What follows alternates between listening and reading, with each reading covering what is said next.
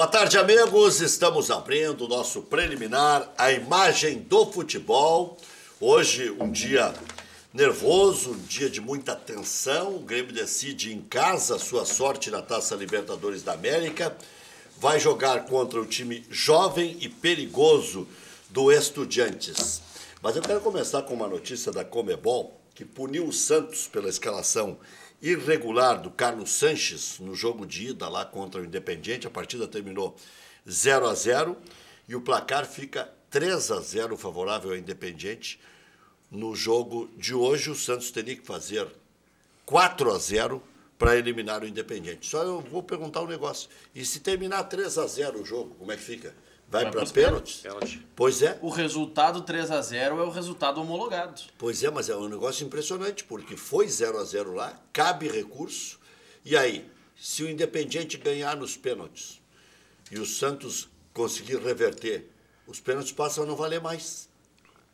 É uma coisa impressionante, porque... Acho que o mais impressionante é o decidir sobre o tema faltando, ou publicar a decisão sobre o tema faltando 10 horas, 9 horas pro jogo. A Conmebol está se puxando para ser mais ridícula do que já é, né, o Loifo? É verdade. Está aqui nos dando a honra da presença, daqui a pouco chega também o Fabiano Barbosa. Agora, impressionante, né? Como é que uma entidade do tamanho da Conmebol, da história da Conmebol, não tem sensibilidade? Como é que o torcedor vai ir na Vila hoje? Sabendo que agora está 3-0 para o adversário e o jogo foi 0-0 com a bola rolando. O negócio é ridículo. Não? O Cuca devia estar com dois esquemas de jogo, né? Até ele soube do resultado, né? Agora tem que botar um time mais ofensivo, né? Imagina. É complicado. Não, é impressionante isso aí. Há poucas horas do jogo não sabia o resultado. Então, infelizmente, a Conmebol... Tinha que ter jogado ontem, anteontem, então. Há mais tempo já. Não, o julgamento... Agora, o Sanches, a barbeiragem do Santos também é enorme, né? Tem que saber essas coisas. O tamanho, não tem explicação. O tamanho do time que o Santos não poderia... Mas as alegações do Santos no processo são plausíveis, né? Porque, assim, vamos à normativa de transferências de jogadores. O River, quando vendeu esse jogador e ele foi para o México, deveria fazer constar no sistema da FIFA essa punição e não o fez.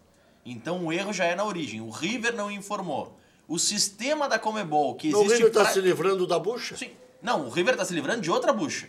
A bucha do River é outra, mas nesse caso do Sanches, quando... Não, mas a bucha que eu chamo é o Sanches, a outra não. A outra eles vão ter que também ajoelhar no milho. Não, a outra já foi julgada, como ninguém recorreu no prazo de 24 horas, eles já estão livres, vão ter só que cumprir agora a punição do jogador. Mas nesse caso do Sanches... Não sei se é tão simples assim. A Conmebol já decidiu. Pois é, mas cabe recurso, o Racing vai recorrer. Olha... O cara ficar 3 anos e não cumprir suspensão automática? Mas aí é um clube argentino contra o outro. Se fosse o caso do jogador do River contra um brasileiro, com a moral que nós temos na Conmebol com o Coronel Nunes, eu entenderia que seria punido. Agora, o River, sendo um dos maiores da Argentina, perdendo a disputa para um médio da Argentina, que é o Racing, não vai. Tá, mas o Sanches tinha que ter cumprido a suspensão automática. Jogou suspenso. O problema do Sanches é que assim... O Sanches foi punido, foi expulso naquele jogo. A partir daquele jogo, o Sanches é julgado na Conmebol e o julgamento define que ele tem 3 jogos a cumprir e não 1. Com isso, ele passa a ter 3 penas. Chama o Fabiano aqui, o Fabiano. Pode entrar aí, Fabiano. Fabiano Barbosa está chegando aqui. Mas então, o Sanches, ele passou a ter, Fabiano, Loivo, Rec, 3 jogos de punição e não apenas 1. Como no centenário da Conmebol, a Conmebol reduziu as penas pela metade, ele passou a ter 1 jogo e meio a cumprir. Como não se cumpre meio jogo, se reduziu novamente para 1 jogo. Então ele tinha 1, passou para 3 e voltou para 1.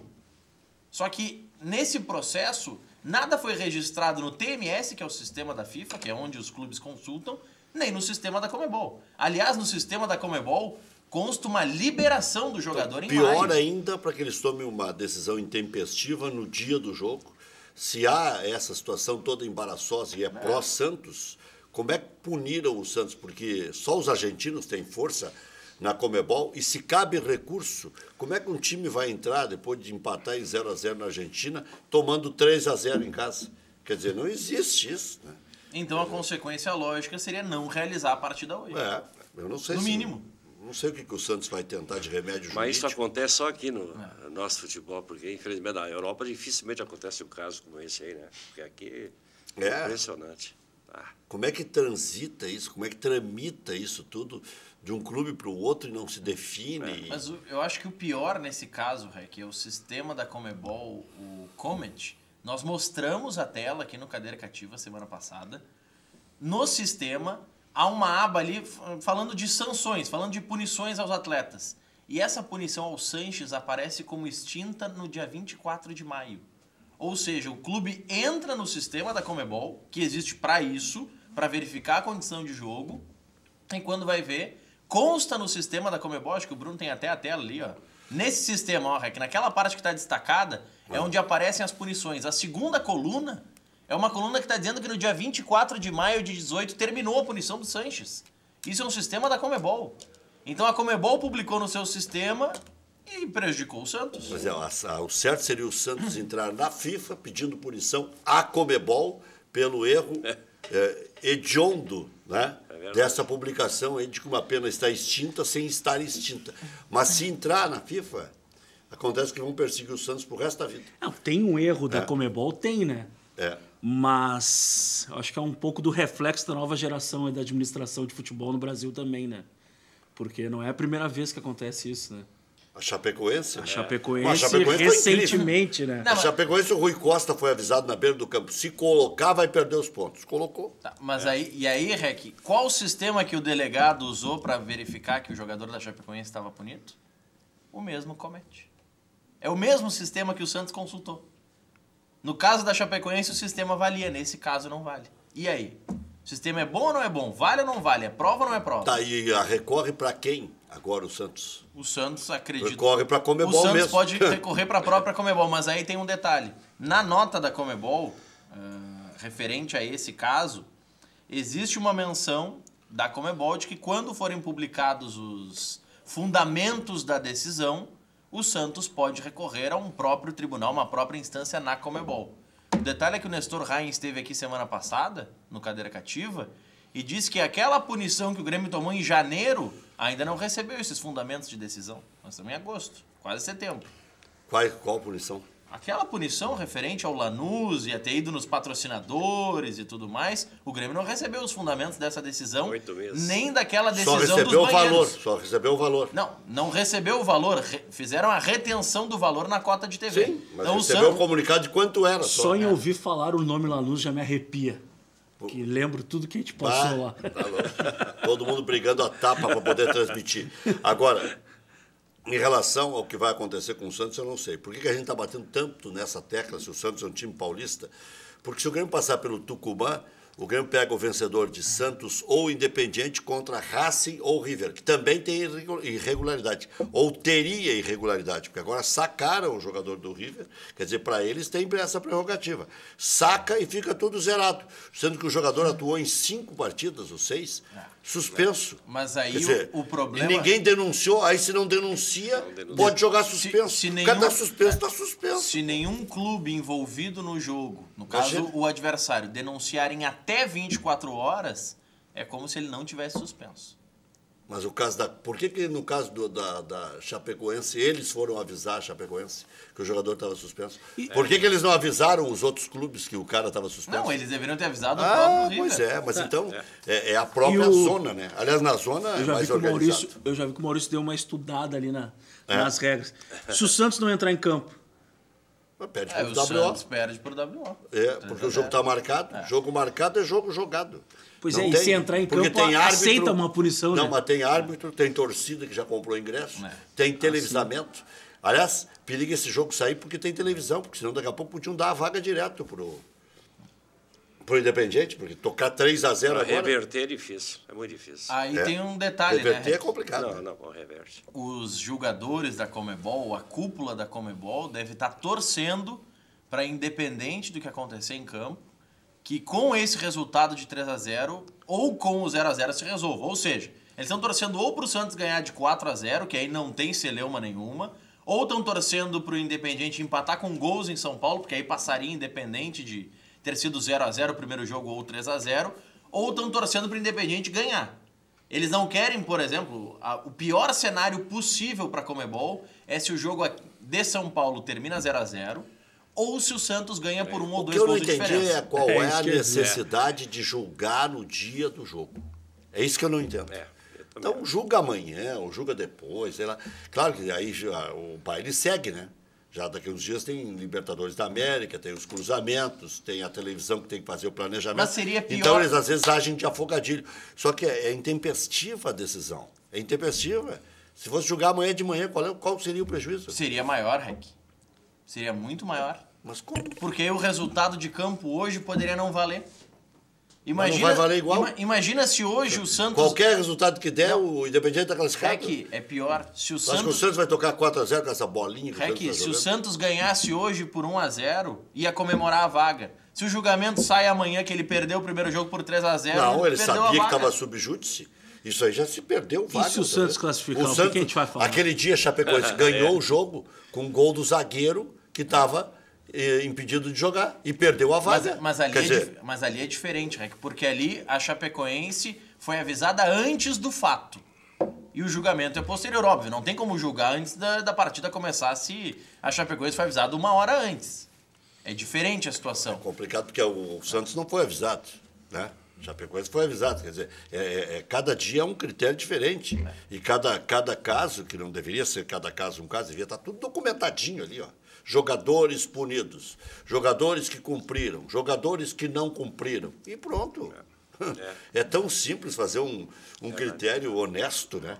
Parece que sempre tem alguma desonestidade, claro, né? Transparente, embutida, né? Parece que tem alguma coisinha, né? Aí eu pergunto para vocês. Há quanto tempo o Independiente não ganha um título de Libertadores? Pois é. Mas aí eu pergunto para você, se o Coronel Nunes tivesse cumprido com o que Coronel prometeu... Nunes é uma anta, né? Não, mas ele é o nosso representante na Conmebol, né? Ele é que tinha que defender o Santos na Conmebol. Você não consegue nem entrar em casa mais, vai ser representante da...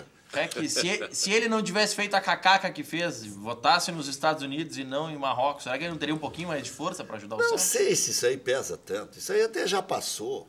Mas não querem ver ele nem pintado de ouro. Também, mas os Estados Unidos e Canadá ganharam o direito de fazer a Copa do Mundo. Todo mundo viu que ele é um coitado.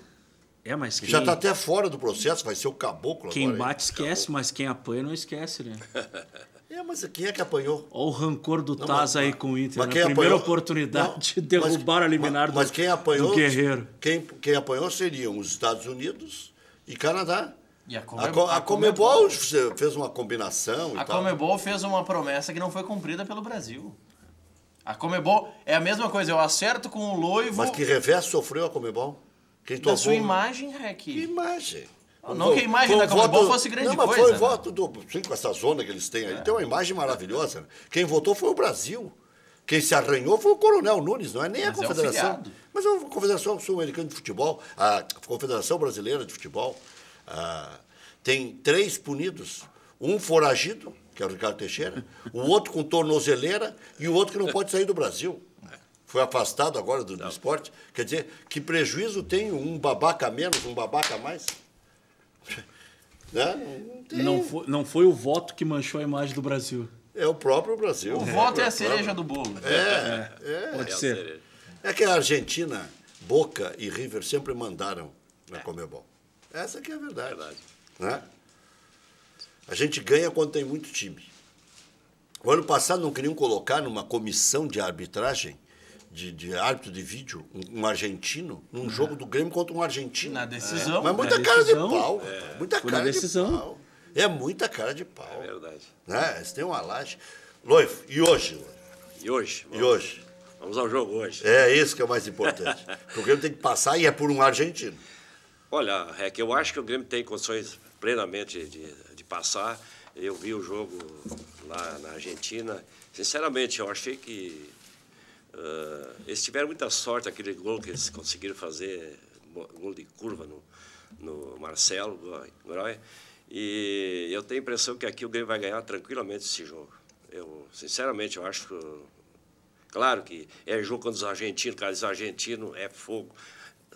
Mas é mais que nem nós falando o Boca, o River, esses times mais... Eu acho que esse time não tem condições de fazer frente ao Grêmio. Eu acho que é um jogo que o Grêmio vai ganhar tranquilamente. É que o Grêmio depende do Grêmio, né, o Fabiano? Mas eu até não tenho tanto medo dos argentinos, eu tenho medo do Grêmio. O interessante seria que o Grêmio torcedor... vai entrar em campo? Se aquele Grêmio do ano passado... O interessante é o torcedor... Que Luan que vai entrar. Que Luan que vai entrar, que Maico que vai entrar. Se o Ramiro, de repente, vai vir. O senhor vai acordar de um sono profundo. Que não fique na concentração. Se o Jael, agora apresenta os caras do Monte Rei aí. O interessante é o torcedor ele não criar a expectativa de que o Grêmio, antes da Copa, vai voltar a jogar hoje.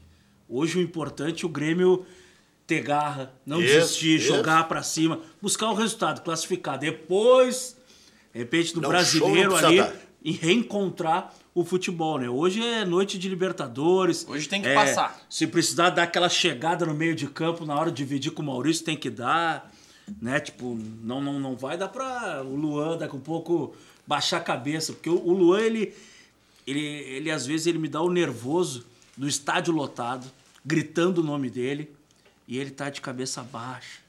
Ele falta aquela energia para ele, eu acho, do jogador de futebol. Eu acho que é isso que o torcedor sente falta dele, né? Mas o próprio torcedor hoje vai levar o time, pode ter certeza. Hoje a massa tricolor hoje vai levantar aquele... Eu acho que ele... Faz muita diferença, Luiz? Faz.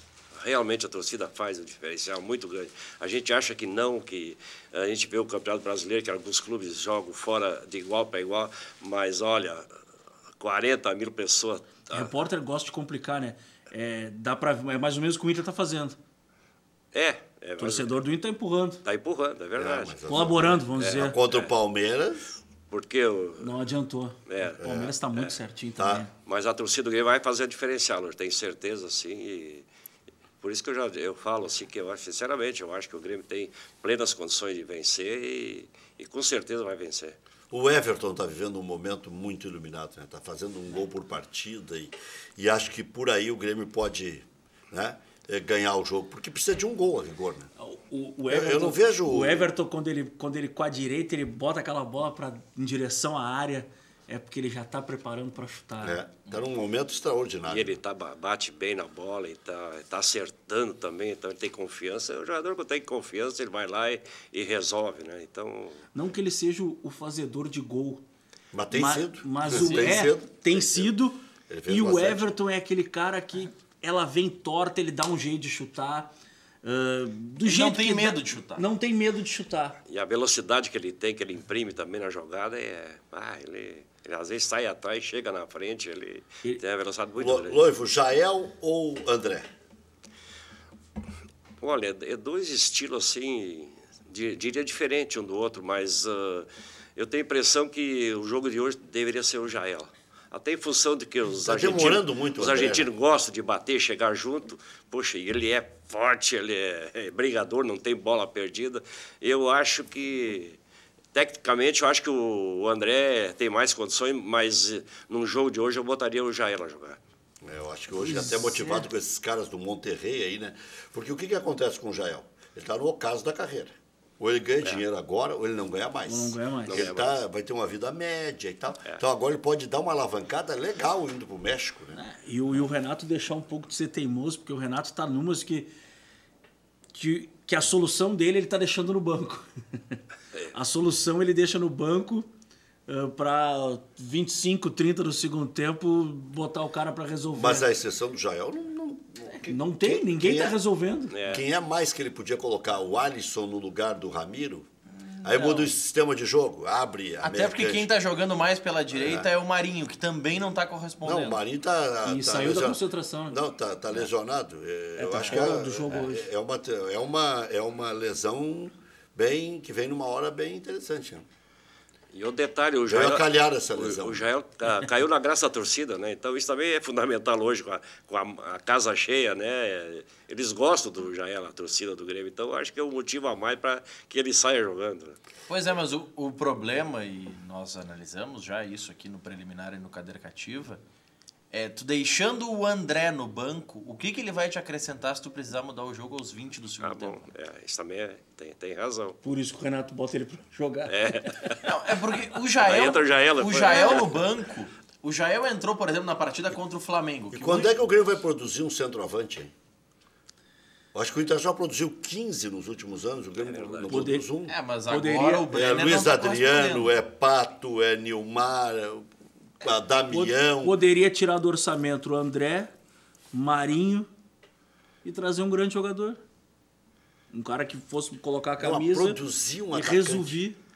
Da base. Não, o Grêmio tem Da base não vem, né? Não vem. Vem Não atacantes. E vem Não ótimos vem atacante. atacantes. Everton, Tem jogador de lado. Pedro Rocha. O Luan fez em 2016 a fez função às de falso vezes, 9, né?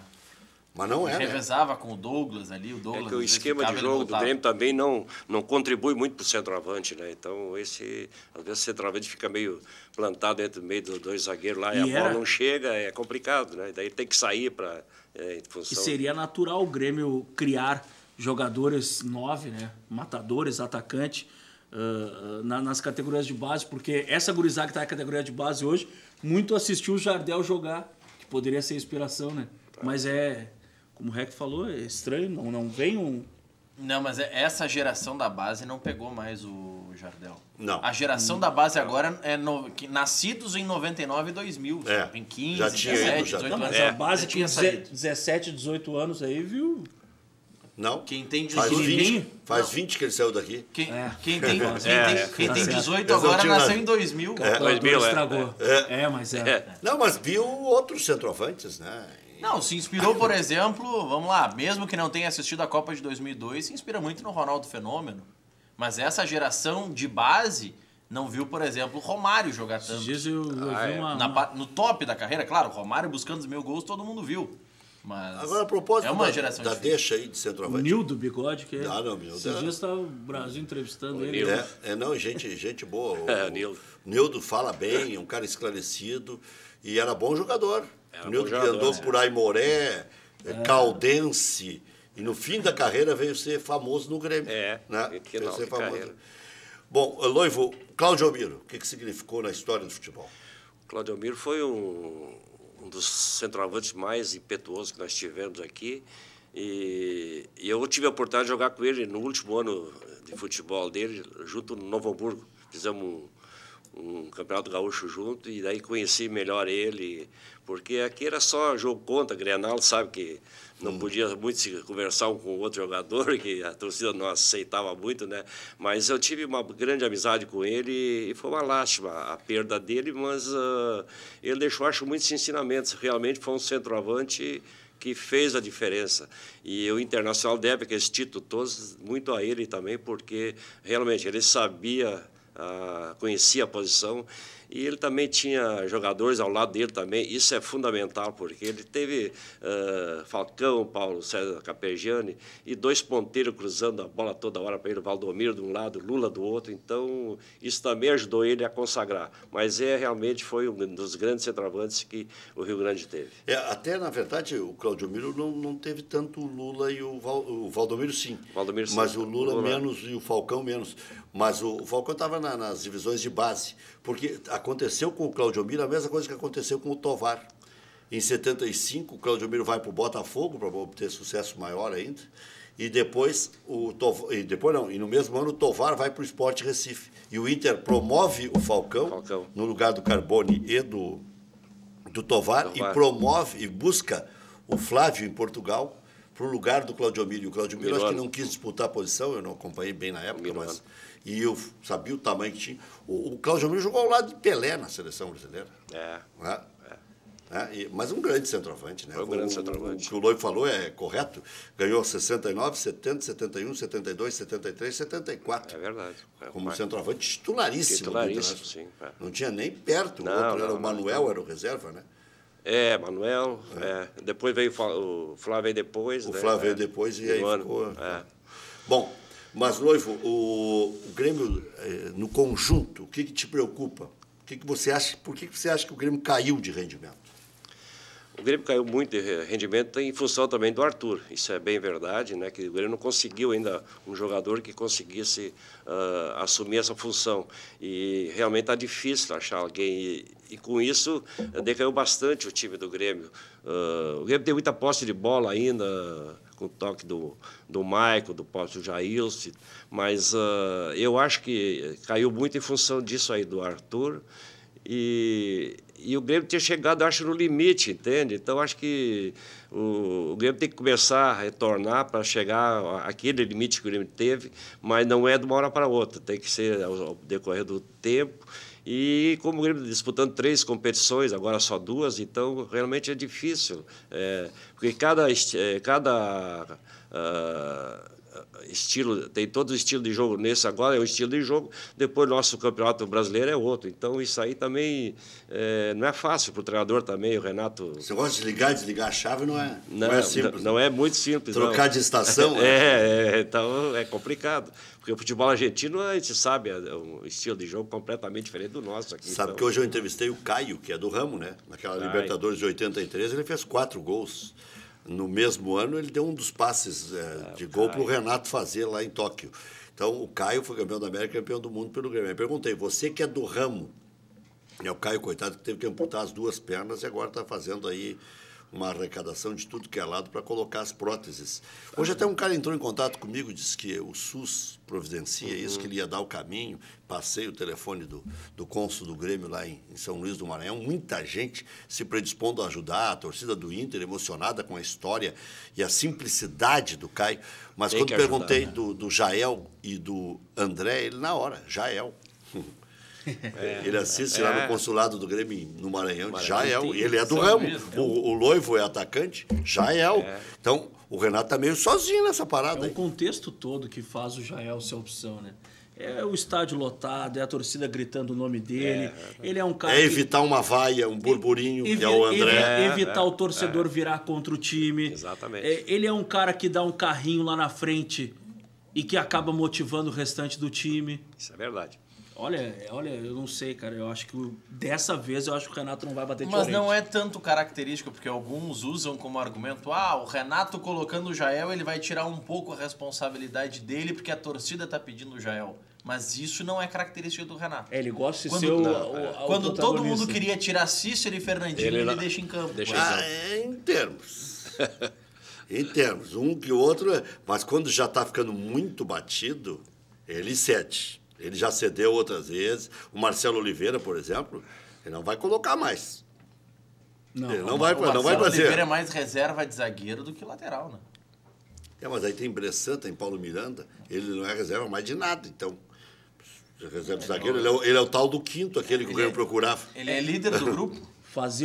Fazer ao contrário o que todo mundo pede tem limite, né? É claro. O Marcelo Oliveira ele não vai mais fazer. Não vai. Não. O próprio Cícero. Mas o Jael... O Marcelo Oliveira vai seguir no grupo e só vai ter oportunidade caso o Cortez tenha uma suspensão ou uma lesão, porque o Capixaba não pode jogar, né? O Capixaba já foi inscrito. Não, mas não pode jogar por outros motivos, eu acho. Também. Ele não está jogando nem no aspirante aí daqui a pouco, nem no misto, que jogou contra o Atlético Paranaense, não jogou o Capixaba. Verdade. Aí me lembro da entrevista do André Luiz na Rádio Grenal. O Capixaba vai ser o 3º lateral. Mas vai ficar atrás do Marcelo Oliveira, sim. Esse é o tamanho dele. Não, mas o que o Grêmio está errando de contratar laterais fracos, hein? Madison, Juninho Capixaba... Está repetindo o Internacional aí na sequência de contratações equivocadas. O Léo Gomes é que está se endireitando. Que bom, pegar um rumo bom, né? Que bom. Pode estar se explicando a facilidade que o Grêmio trouxe para o Corinthians liberar esse jogador, né? Alguma coisa tem. Não, o Corinthians liberou o Guilherme Arana, aí estava lá o Capixaba, não foi. Contratou o Sid Clay, estava lá o Capixaba, não deu. Aí perdeu o Capixaba, perdeu o Sid Clay, não serviu nem para a 3ª opção. Aí convenhamos, né? É um indicativo de que ele não... Tomara que eu esteja errado, mas o Madison a gente não estava errado. É uma lebre que corre, mas não raciocina, né?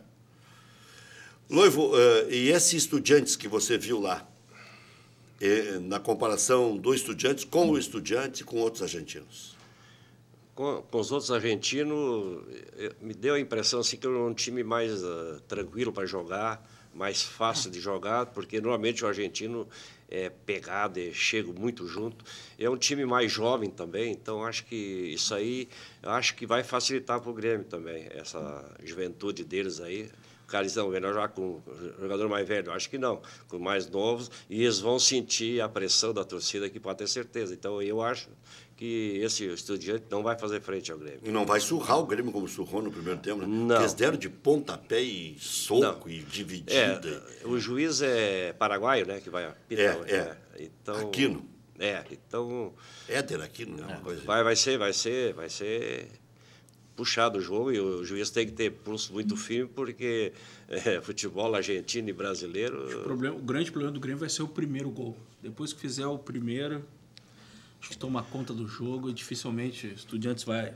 O problema é que mesmo 2-0 ainda não vai dar tranquilidade. O Grêmio vai ter que jogar não vai, porque toma um gol... O Grêmio vai ter que jogar bem. Tem que jogar bem, sim. Com proteção, com inteligência. Não pode se atirar de cara para cima, né? Tem que estudar o adversário, porque eles vão jogar diferente aqui do que jogaram lá, com certeza, né? O time deles. Então, tem que estudar no início, mas não pode esperar muito também, né? Porque tem que fazer gol. Talvez eles não consigam fazer tanto da catimba argentina, que é muito característica por essa questão da idade. Sim.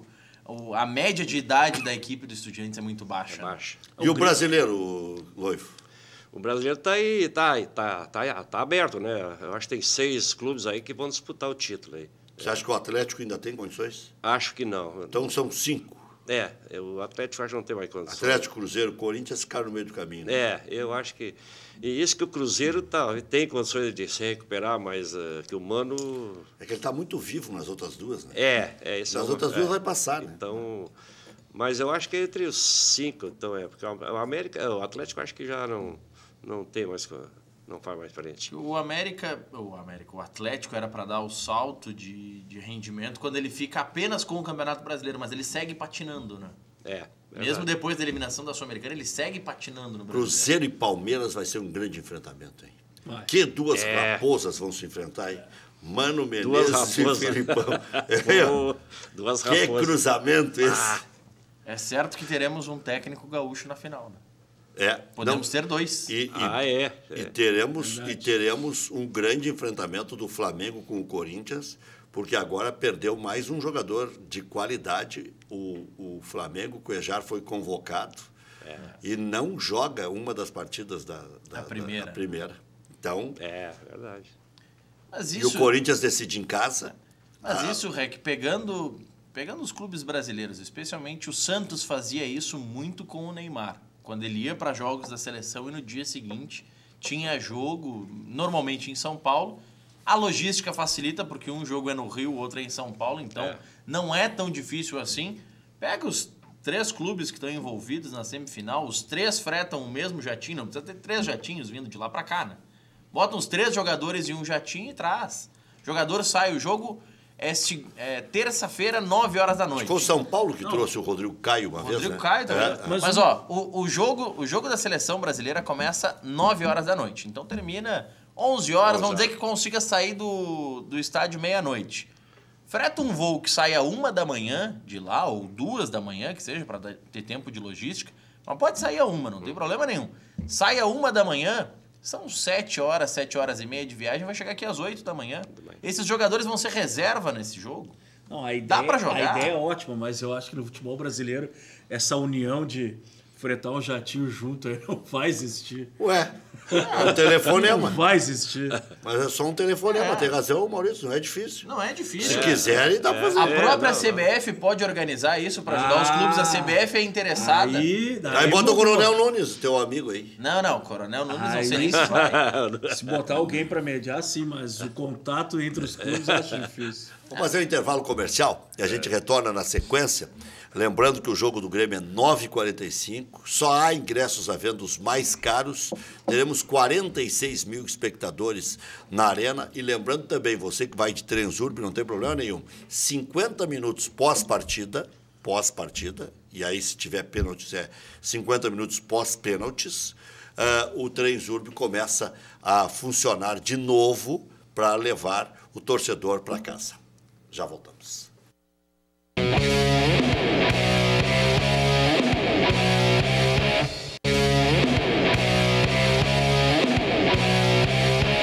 Grêmio enfrenta Estudiantes hoje, 9h45 da noite, na Arena. Vitória por 1-0 é suficiente para colocar o tricolor nas quartas de final. E aí, no mesmo horário, jogam Tucumã contra o Atlético Nacional. O primeiro jogo foi na Argentina. Tucumã meteu 2-0. A equipe terá o retorno de Marcelo Groi. Marcelo Groi não participou das 2 últimas partidas, até por precaução. Cortez e Everton estiveram fora da partida de ida e também retornam ao time. Lembrando que lá jogaram o Marcelo Oliveira, não se sabe até hoje por que cargas d'água, né? E o Everton não jogou, jogou o PP. Com torção no tornozelo, Marinho não fica nem no banco de reservas. Dúvida é entre Jael e André. A tendência é que Jael comece a partida com observadores do Monterrey presentes em Porto Alegre. Provável Grêmio: Groi, Léo Moura, Jeromel, Kahneman, Cortez, Jailson, Maicon, Ramiro, Luan, Everton, com Jael ou André no comando do ataque. A expectativa é de mais de 46 mil espectadores, torcedores do Grêmio e do Estudiantes. Aliás, uma precaução tomada pela própria diretoria dos argentinos, do time argentino, de que o torcedor não vá para o estádio antes das 18h30. O Tricolor já enfrentou o Estudiantes 12 vezes na história, 5 vitórias, 4 empates e 3 derrotas. Cabe ressaltar aqui que o treino funciona até 50 minutos depois do enfrentamento com os argentinos. Então, até 00h50, mais ou menos, aproximadamente, quem sabe até 1h, com uma pequena margem aí, se houver pênaltis. Especialmente existindo demanda. Permanecendo a demanda, amplia um pouquinho. Se a demanda extinguir em 50 minutos... Só para corrigir e ficar bem claro. Paulo Vitor, em termos de banco de reservas, confirmado. Paulo Miranda ou Bressan, um zagueiro. Léo Gomes ou Marcelo Oliveira, em princípio, um lateral. Cícero, confirmado. Douglas ou PP ou Tassiano, Alisson confirmado e André ou Jael. Acho que não tem como fugir disso aí, né? E aí, essa dúvida de Douglas ou PP ou Tassiano, acho que o PP tem menos chances porque tem o Alisson. De repente pode ficar o PP e sobrar o Alisson também. O PP foi titular até no jogo. Daqui a pouco dá para colocar Alisson, Douglas, PP e Tassiano para 2 vagas. E daqui a pouco... 4 para 2 vagas. Se o Jael iniciar a partida, pode o André nem ficar no banco. Será? Mas o que o André vai acrescentar entrando aos 30 do segundo? Matheus Cristo, ele é centroavante. Mas existe uma diferença entre o que nós pensamos e o que o Renato planeja. Isso, Por isso que pode ficar o Jael no banco e o André no time. Eu no início me perguntava por que o Cícero. O Renato responde. É verdade. Mas aí, às vezes ainda dá para perguntar, né? Não. Algumas atuações em que dá para perguntar o Eu mantenho a pergunta. Cícero. Mas o Cícero até, quando saiu o Arthur, se dizia, no sistema aquele, de ter a posse de bola, de ter produção desde o primeiro toque na meia cancha, de ir para frente e saber jogar, parecia, né, Loivo? Que o melhor seria mesmo o Cícero naquele momento. Porque não tinha o Michel, né? Não tinha o Michel. Mas o problema era o preparo físico, né? Pois é. Porque aí começou a dar os Porque aí assim, vamos lá, montando o time do Grêmio, especialmente o time que jogou na Argentina. Lateral esquerdo, de uma idade mais avançada, Marcelo Oliveira. No meio, se estivessem Cícero e Maicon, 2 jogadores mais experientes. Jael na frente é mais velho também. Não, mas o Jael ele compensa, mas aí tu vai pro lado direito, é o Léo Moura. Também velho, também não consegue correr. Contra um meio-campo veloz, é complicado. Não dá. No Inter, Colorado volta a campo domingo contra o Cruzeiro em Minas. Rodrigo Moledo levou o 3º amarelo, está fora. Emerson Santos será o substituto. Potker cumpriu suspensão, retorna ao time. Damião, recuperado, já treina com bola, deve ser relacionado para a partida. E Richelli deve ser oficializado ainda nesta semana. O jogador está no clube desde março e treinou bem hoje pela manhã. Já voltamos.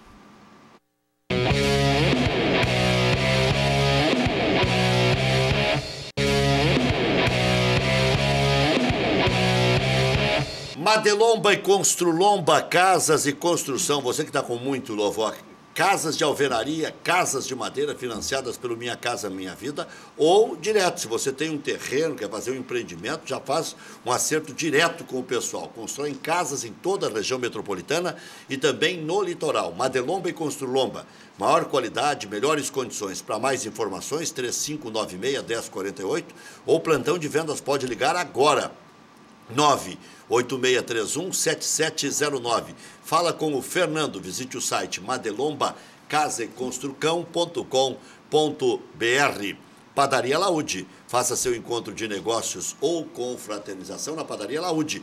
Espaço para reuniões com até 20 pessoas. Confira também vasta linha de produtos com receitas exclusivas. Padaria Laúde, Assis Brasil 641, telefone 3362-2020. Hotel Embaixador, o mais tradicional de Porto Alegre. Reservas 3215-6600. E-mail para reservas@embaixador.com.br. Você diz que assistiu aqui na Ubra TV e ganha mais 10% de desconto. Marque sua convenção para o Hotel Embaixador, com vasto estacionamento lá no centro de Porto Alegre. FAC, materiais de construção, sua reforma do alicerce ao telhado. Ligue 3466-6133. Vá conhecer a nova loja fache.com.br. Loivo, 1-0 já te satisfaz, não? Não, hoje não. Acho que o Grêmio vai fazer de 2 a 3 gols. É? É. Uma vitória mais tranquila. Tu quer sair do campo animado? Vou ao campo hoje. Após o apito final, te satisfaz. Não, só não te satisfaz o nervosismo de 1-0 durante 90 minutos. Né? Não, isso não, mas... Mas se tiver que ser só um, que seja. Que seja. E hoje eu vou ao campo, eu sou pé quente. É mesmo, é? É, eu vou pouco a jogos, mas hoje meus 2 filhos, pai, vai junto hoje? Hoje eu vou junto com eles. É um jogo emblemático, é um jogo muito interessante. É um daqueles que se classifica como o jogo do ano. É verdade. Então... Até chegar o Tucumã depois. O próximo jogo o próximo vira o do ano, mas é que pode não existir o próximo, por isso. É isso aí.